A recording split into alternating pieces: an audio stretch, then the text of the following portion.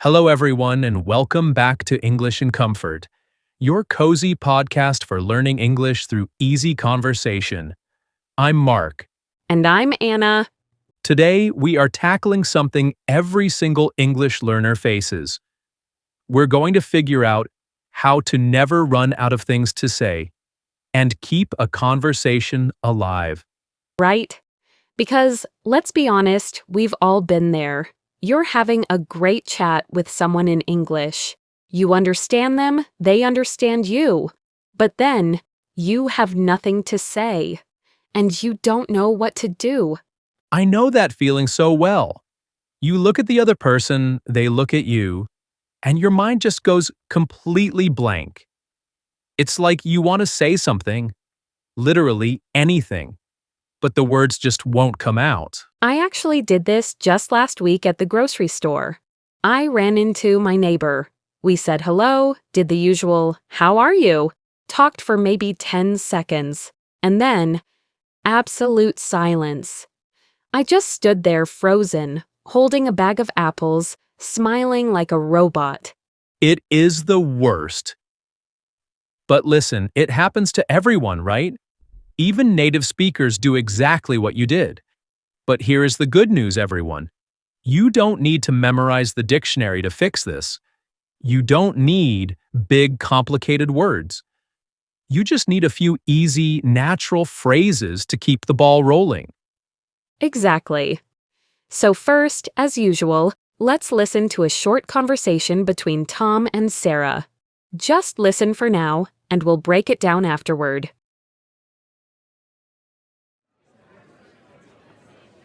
Hey Tom, how's your day going so far? It's going pretty well, actually. I just went to that brand new coffee shop down the street this morning. A new coffee shop? Tell me more about that. Is it any good? Yeah, it's really nice. It's right next to the park. The coffee is really great. Speaking of which, are you a big coffee drinker, or do you prefer tea? Oh, definitely coffee. I need at least 2 cups just to wake up in the morning. Me too. That reminds me of this tiny little cafe I found when I visited Italy last year. The espresso there was just perfect. I drank so much of it I couldn't sleep. You went to Italy? How was that? It was amazing.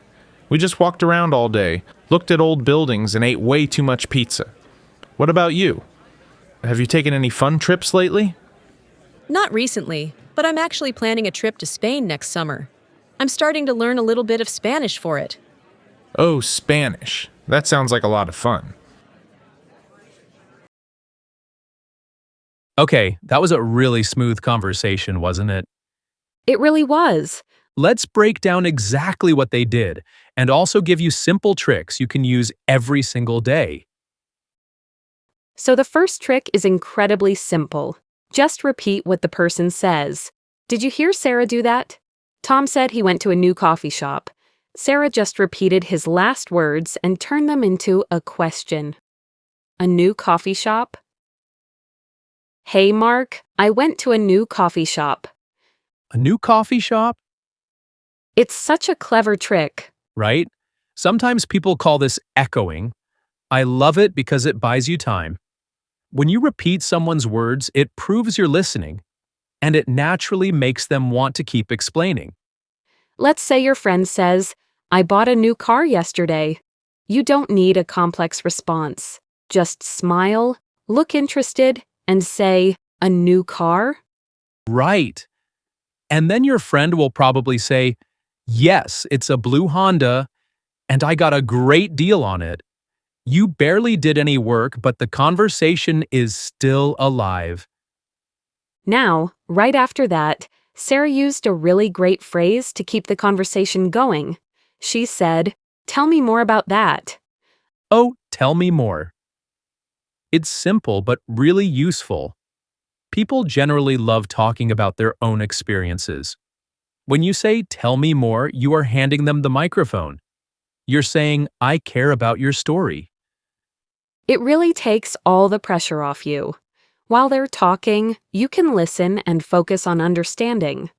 So if we put those two together, you get a perfect response. A new car? Tell me more about it. It sounds really friendly and natural. Let's try another simple example. Hey Anna, did you know? I went on a week-long trip with my friend. A week-long trip? Tell me more. Another phrase Tom used is a great way to smoothly change the subject. He said, "Speaking of which." Speaking of which. Think of this phrase like a bridge. It connects the topic you're currently on to a brand new topic. In the conversation earlier, Tom was talking about the coffee shop. He used the word coffee to build a bridge to a new question. He asked, "Speaking of which, are you a big coffee drinker?" It works perfectly. You just grab one small detail from the chat, say, speaking of which, and use it to ask something new. Let's do a quick example right now. Wow, Anna, it is raining so hard today. It really is. It's so cold out there. Speaking of which, did you remember to bring your umbrella today? Yes, it's in my bag. See how smooth that was? We use the rain to pivot to talking about an umbrella.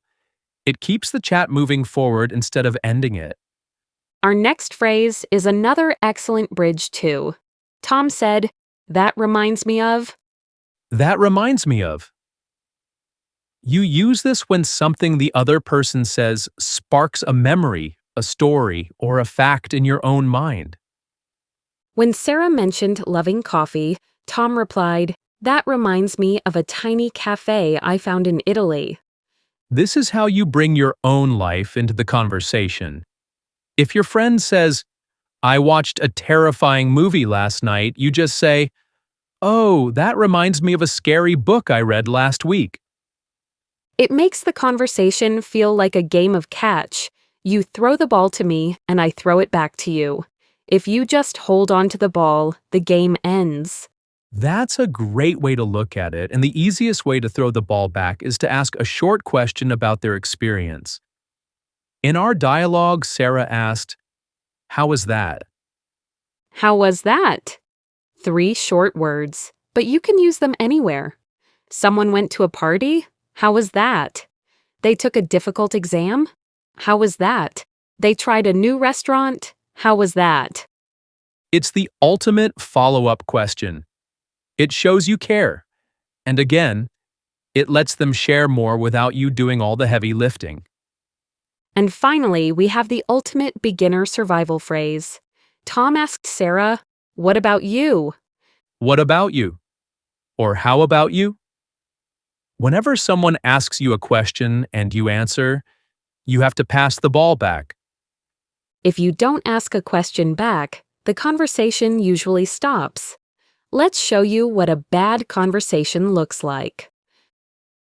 Hey Anna, did you have a good weekend? Yes, I did. Oh, okay, cool. See, that felt terrible.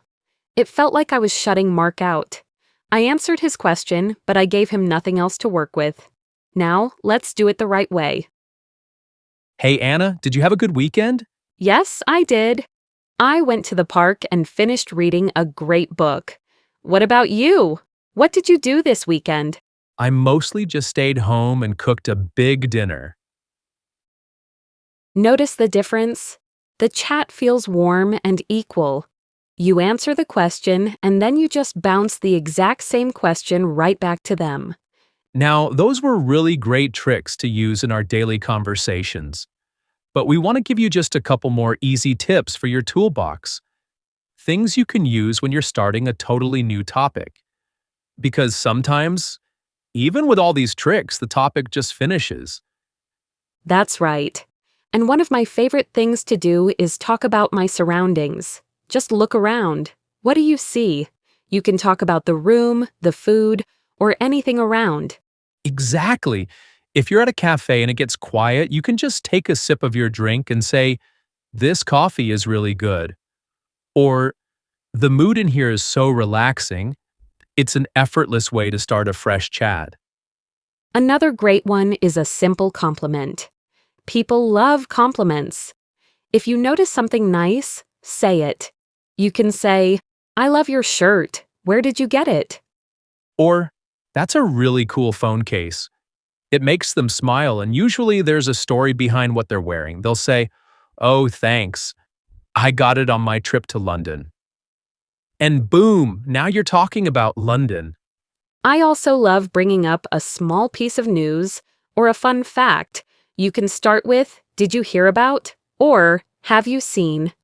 Like, did you hear about the big snowstorm coming this weekend? Or have you seen that new movie? It's a gentle way to invite their opinion.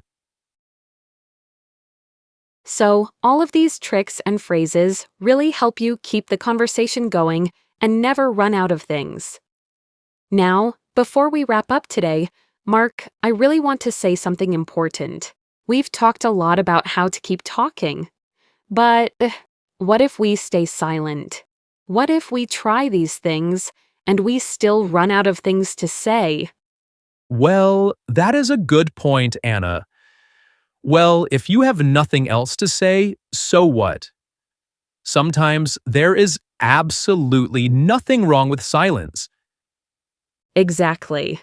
As language learners, we put so much pressure on ourselves. We think, "Oh no, it's quiet. My English is bad. I'm failing at this conversation." But that's just not true. Not true at all. Two native speakers can sit together in total silence, and it's totally fine.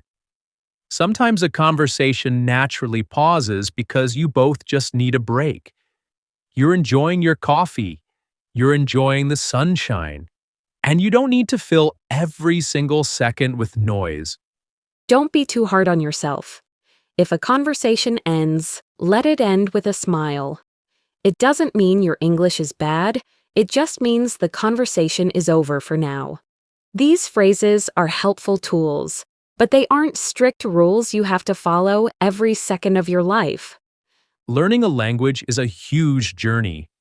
It takes time, and every single time you try to speak, you are making progress. Just putting yourself out there is a massive achievement. So true. Okay, now let's do a conversation practice of what we learned today. Sounds good. So, Anna, I've been reading a lot of cooking blogs lately. Cooking blogs? Tell me more about that. Well, I'm trying to learn how to bake bread. It's really hard, actually. Speaking of which, do you like baking? I do, but I'm terrible at it. That reminds me of the time I tried to bake a cake for my sister, and I used salt instead of sugar. Oh no, how is that? Disgusting. We had to order a pizza instead. What about you? Have you had any cooking disasters lately?